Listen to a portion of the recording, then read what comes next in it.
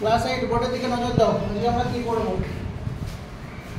আজকে আমরা বায়ু প্রবাহ চ্যাপ্টারটাকে আজকে আরেকবার রিভাইজ করব। আমি আগে একবার পড়িয়েছি, আজকে আরেকবার পড়ব। তো বায়ু প্রবাহ কাকে বলবো? বায়ু প্রবাহ হলো ভূপৃষ্ঠের সমান্তরালে বায়ুর চলাচল। যেমন ধরো ওদিকে তোমরা বসে আছো, এদিকে আমি বসে আছি, তোমাদের দিক থেকে আমার দিকে যদি হাওয়া প্রবাহিত হয় এটা হচ্ছে বায়ু প্রবাহ। এই বায়ু প্রবাহ কাকে বলবো? ভূপৃষ্ঠের সমান্তরালে বায়ুর চলাচলকে বায়ু প্রবাহ বলা হয়। একটা নির্দিষ্ট দিক থেকে আরেকটা দিকে সাধারণত বায়ু প্রবাহিত হয়ে থাকে। তো বায়ু কোন দিক থেকে কোন দিকে প্রবাহিত হয়? বায়ু উচ্চচাপ থেকে নিম্নচাপের দিকে প্রবাহিত হয়। আমি আগে তোমাদের বায়ুর চাপ সংক্রান্ত ক্লাসে পড়িয়েছি এটা। বায়ু কোন দিক থেকে কোন দিকে প্রবাহিত হবে? যে অঞ্চলে বায়ুর চাপ বেশি, অর্থাৎ সেখানে উচ্চচাপ রয়েছে, সেখান থেকে বায়ু নিম্নচাপের দিকে প্রবাহিত হবে, অর্থাৎ যে অঞ্চলে বায়ুর চাপ কম। তো কোথায় উচ্চচাপ সৃষ্টি হয়, কোথায় নিম্নচাপ সৃষ্টি হয়, কেন সৃষ্টি হয়, সেটা আমি আগের ক্লাসে তোমাদের পড়িয়েছি। দরকার হলে পরে আবার একবার পড়াবো। বায়ু কেন প্রবাহিত হয় সেটা আমরা পেলাম। বায়ু প্রবাহের কারণ তাহলে হলো বায়ুর চাপের পার্থক্য, অর্থাৎ কোথাও যদি উচ্চচাপ থাকে, কোথাও যদি নিম্নচাপ থাকে, তাহলে বায়ু সবসময় উচ্চচাপ থেকে নিম্নচাপের দিকে প্রবাহিত হবে। আমরা বায়ুর নামকরণ কিভাবে করব? বায়ুর নামটা কি হবে? বায়ু যে দিক থেকে প্রবাহিত হয় সেই দিক অনুসারেই নাম হয়।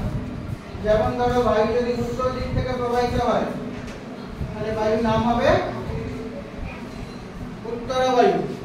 যদি দক্ষিণ দিক থেকে প্রবাহিত হয় দক্ষিণা বায়ু। যদি দক্ষিণ পূর্ব দিক থেকে প্রবাহিত হয় তাহলে দক্ষিণ পূর্ব বায়ু। অর্থাৎ বায়ু যে দিক থেকে প্রবাহিত হবে সেই দিক অনুসারে তার নামকরণ করা হবে। বায়ু প্রবাহ আর বায়ু স্রোত প্রায় কাছাকাছি, তাও এদের মধ্যে পার্থক্য দেখা যায়। দুটোই কিন্তু বায়ু চাপের পার্থক্যের জন্য সৃষ্টি হয়। কিন্তু বায়ু প্রবাহ হলো ভূপৃষ্ঠের সমান্তরালে বায়ু চলাচল, আর বায়ু স্রোত হলো বায়ু উলম্ব চলাচল। উলম্ব চলাচল বলতে উপর নিচে, উপর নিচে হাতের দিকে দেখো তো, উপর নিচে, এখান থেকে বায়ু উপরের দিকে উঠে গেল, আবার নিচের দিকে নেমে গেল, এটা হচ্ছে বায়ু স্রোত। আর তোমার দিক থেকে আমাদের দিকে, আমার কাছে বায়ু এলো, তো আমার কাছে তোমার দিকে বায়ু গেলো, এটা হলো সমান্তরাল, এটা হচ্ছে বায়ু প্রবাহ।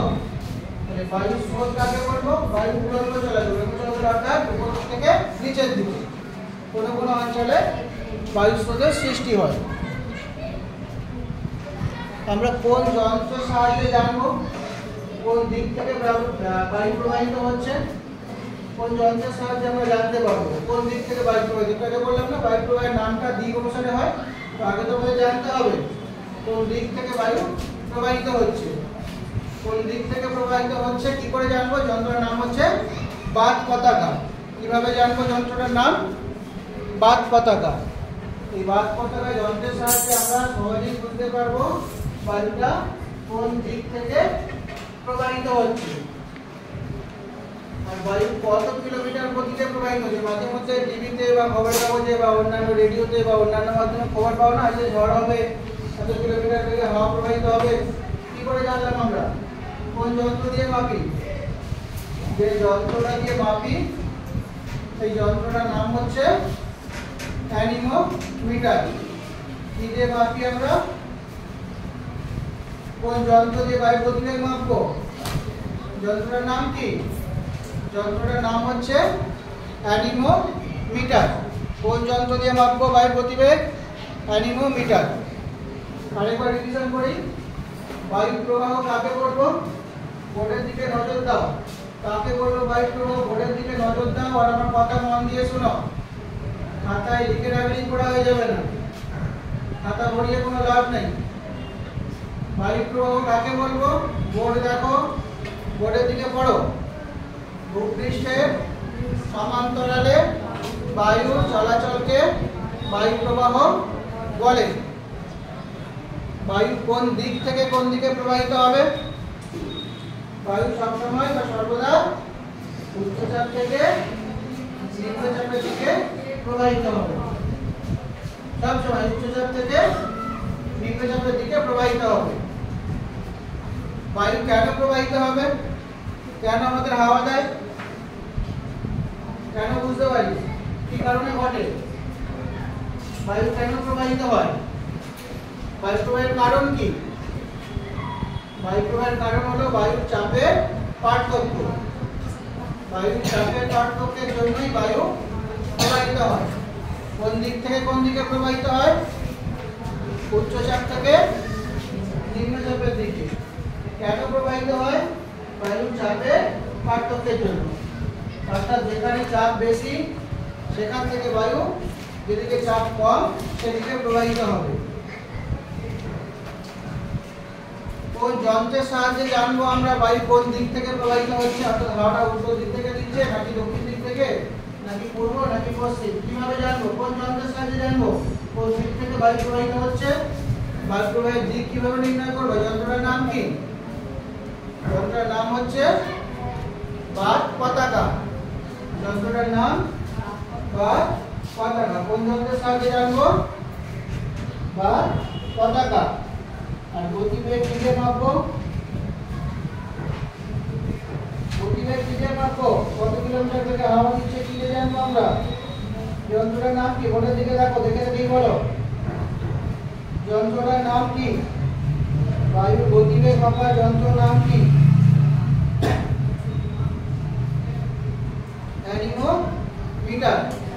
লাস্ট লাইনটা দেখো, লেখা রয়েছে বায়ুর গতিবেগ মাপক যন্ত্রের নাম। বায়ুর গতিবেগ মাপক যন্ত্রের নাম কি হলো? অ্যানিমোমিটার। আর কোন দিক থেকে প্রবাহিত হচ্ছে কি করে জানবো? এই যন্ত্রের নাম কি? বাত পতাকা। তাকে বলবো বায়ু প্রবাহ। ভূপৃষ্ঠের সমান্তরালে বায়ুর চলাচলকে বায়ু প্রবাহ বলে। বায়ুর নাম আমরা কিভাবে রাখি? যে বায়ুটা এই নাম হলো তার কিভাবে ঠিক করি আমরা? বায়ু যে দিক থেকে প্রবাহিত হয় সেই দিক অনুসারে তার নাম রাখা হয়। তাহলে বায়ুর নামকরণ কিভাবে করি? দেখো লেখা আছে বোর্ডের দিকে দেখো, 3 নম্বর লাইনটা। বায়ুর নামকরণ কিভাবে করি? 4 নম্বর লাইনটা।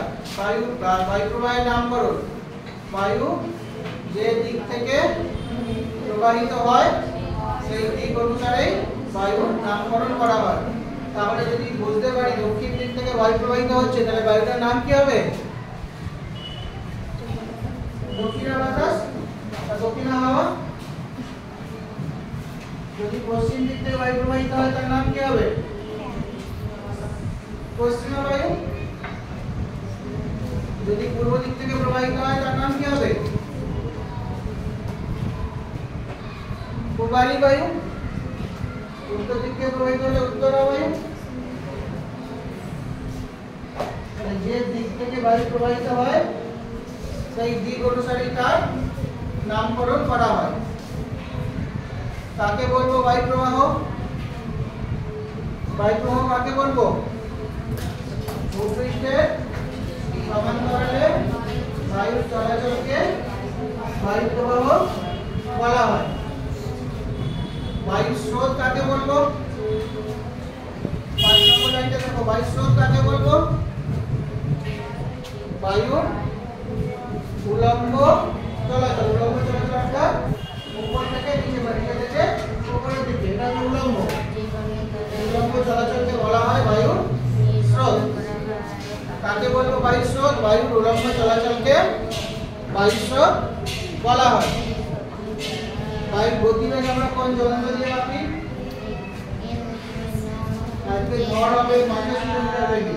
কোন যন্ত্র দিয়ে মাপবো আমরা? যন্ত্রটার নাম কি? যন্ত্রটার নাম অ্যানিমোমিটার। কোন যন্ত্র দিয়ে বায়ুর গতিবেগ মাপবো? অ্যানিমোমিটার যন্ত্র দিয়ে। আর কোন দিক থেকে প্রবাহিত হবে সেটা জানবো কি করে? কোন দিক থেকে প্রবাহিত হবে, হাওয়াটা কোন দিক থেকে প্রবাহিত হবে সেটা জানবো কি করে? বাত পতাকার সাহায্যে। আচ্ছা এবার আমায় বলো বায়ু প্রবাহ আর বায়ু স্রোতের মধ্যে একটা পার্থক্য তাহলে আমরা কি লিখতে পারবো? বায়ু প্রবাহ হলো ভূপৃষ্ঠের সমান্তরালে বায়ু চলাচল, আর বায়ু স্রোত বায়ুর উলম্ব চলাচল হলো বায়ু স্রোত। অর্থাৎ উপর থেকে নিচে চলাচল হলে বা নিচে থেকে উপরে, উপর থেকে নিচে যে চলাচলটা এটাকে বলা হয় বায়ু স্রোত। আর ভূপৃষ্ঠের সমান্তরালে যদি বায়ু চলাচল হয় তাহলে তাকে বলা হয় বায়ু প্রবাহ। নাম কিভাবে রাখি আমরা বায়ু? যে দিক থেকে প্রবাহিত হয় সেই দিক অনুসারে তার নাম রাখা হয়। যে দিক থেকে প্রবাহিত হয় সেই দিক অনুসারেই বায়ুর নাম রাখা হয়। উত্তর দিক থেকে প্রবাহিত হলে উত্তরা বাতাস, দক্ষিণে প্রবাহিত হলে দক্ষিণা বাতাস, পূর্ব দিক থেকে যদি প্রবাহিত হয় পূবালী বাতাস, পশ্চিম দিক থেকে যদি প্রবাহিত হয় পশ্চিমা বায়ু। যে দিক থেকে সে প্রবাহিত হবে সেই দিক অনুসারেই তার নামকরণ করা হয়। কোন দিক থেকে কোন দিকে প্রবাহিত হয়? বায়ু সবসময় উচ্চচাপ থেকে নিম্নচাপের দিকে প্রবাহিত হয়। বায়ু প্রবাহের কারণ কি? বায়ুর চাপের পার্থক্য। বায়ু প্রবাহের কারণ কি হলো? বায়ু চাপের পার্থক্য।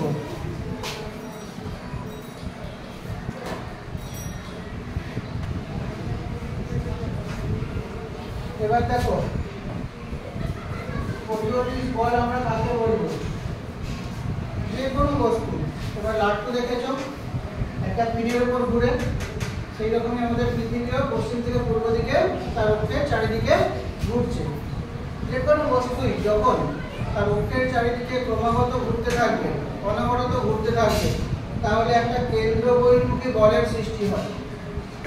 এই বলটাকেই বলা হয় কোরিওলিস বল। কাকে বলবো কোরিওলিস বল? কোন বস্তু যদি তার অক্ষের চারিদিকে অনবরত ঘুরতে থাকে তাহলে যে কেন্দ্র বহির্মুখী বলের সৃষ্টি হয় তাকে কোরিওলিস বল বলে। বোঝা গেল? কাকে বলবো? যে কোনো বস্তু, লাট্টুকেই ধরো আর পৃথিবীকেই ধরো, যদি তার অক্ষের চারিদিকে অনবরত ঘুরতে থাকে তাহলে অবশ্যই একটা কেন্দ্র বহির্মুখী বলের সৃষ্টি হবে তার মধ্যে।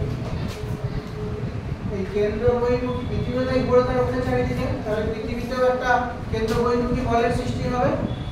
এই কেন্দ্র বহির্মুখী বলের পরিমাণ নিরক্ষীয় অঞ্চলে সব থেকে বেশি হয় এবং যত মেরুর দিকে যেতে চায় তত ওই বলের পরিমাণ কমতে থাকে, বলের কার্যকারী প্রভাব ক্রমশ কমতে থাকে। তাহলে কোরিওলিস বলের প্রভাবে নিহত বায়ুর দিক বিক্ষেপ সব থেকে বেশি কোথায় ঘটবে?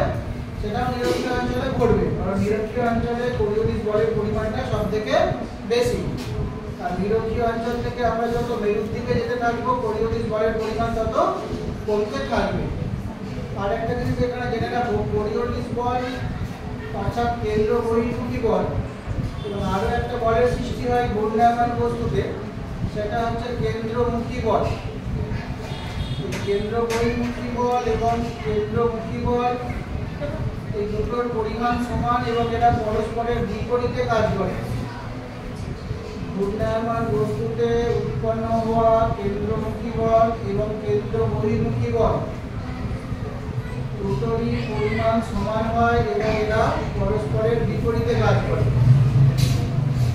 এই কোরিওলিস বলকে কাজে লাগিয়ে বিজ্ঞানী ফেরেল লক্ষ্য করেছিলেন যে নিহত বায়ু যখন উচ্চচাপ থেকে নিম্নচাপের দিকে প্রবাহিত হয় তখন সে সোজা পথে না গিয়ে উত্তর গোলার্ধের ডান দিকে আর দক্ষিণ গোলার্ধের বাঁ দিকে বেগে প্রবাহিত হয়। নিহত বায়ু উত্তর গোলার্ধে কোন দিকে বেগে প্রবাহিত হবে? উত্তর গোলার্ধে প্রবাহিত হবে ডান দিকে, আর দক্ষিণ গোলার্ধে কোন দিকে বেগে প্রবাহিত হবে? বাম দিকে। কে দেখেছিল এটা? কে লক্ষ্য করেছিল? বিজ্ঞানী ফেরেল। তাই এর নাম অনুসারে সূত্রটার নাম হয়েছে ফেরেলের সূত্র। তাহলে নিহত বায়ুর দিক বিক্ষেপের কারণটা কি? কারণটা হলো কোরিওলিস বল। কাকে বলবো কোরিওলিস বল? যদি কোনো বস্তু তার অক্ষের চারিদিকে অনবরত ঘুরতে থাকে তাহলে যে কেন্দ্র বহির্মুখী বলের সৃষ্টি হয় তাকে কোরিওলিস বল বলা হয়। এই কোরিওলিস বলের প্রভাবে কি ঘটবে? নিহত বায়ু এবং সমুদ্র স্রোত দুটোরই উত্তর গোলার্ধে ডান দিকে আর দক্ষিণ গোলার্ধে বাম দিকে দিক বিক্ষেপ ঘটবে। এটাকে বলা হয় ফ্যারাডের সূত্র। কাকে বলবো ফ্যারাডের সূত্র? কোরিওলিস বলের প্রভাবে নিহত বায়ু এবং সমুদ্র স্রোত উচ্চচাপ থেকে নিম্নচাপের দিকে যাওয়ার সময় উত্তর গোলার্ধে ডান দিকে এবং দক্ষিণ গোলার্ধে বাম দিকে বেঁকে প্রবাহিত হয়। একে বলা হয় ফ্যারাডের সূত্র। এই দিক বিক্ষেপের কারণটা কি? দিক বিক্ষেপের কারণটা হলো কোরিওলিস বল।